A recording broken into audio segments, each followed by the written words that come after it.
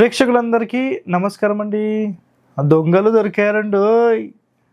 రీసెంట్గా మన ఛానల్లో ఒక ఆయన కామెంట్ పెట్టారు. ఆయన పేరు కూడా చెప్తాను మీకు.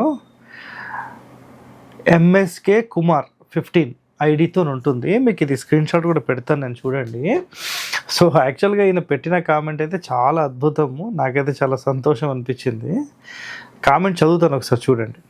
సార్, ఇంకా కొన్ని రోజులు పోతే ఇంటికి ఇన్ని ఇటుకలు ఉండాలి, ఇన్ని టైల్స్ ఉండాలి అని ప్రతి టైల్స్కి ఈశాన్యం నైరుతి అంటారు.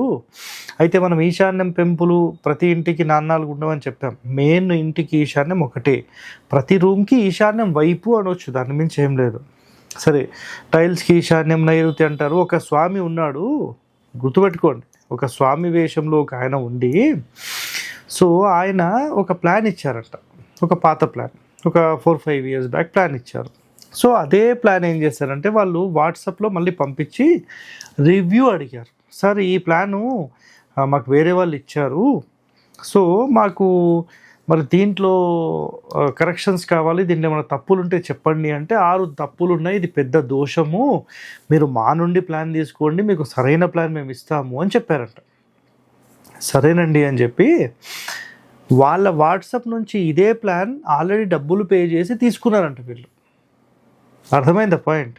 డబ్బులు పే చేసి తీసుకున్న తర్వాత అదే ప్లాన్లో మళ్ళీ దోషాలు ఉన్నాయంటే మీరెలా ఇచ్చారు అని చెప్పి ఆ స్వామి గారిని వాళ్ళ కొడుకుని అడిగారంట.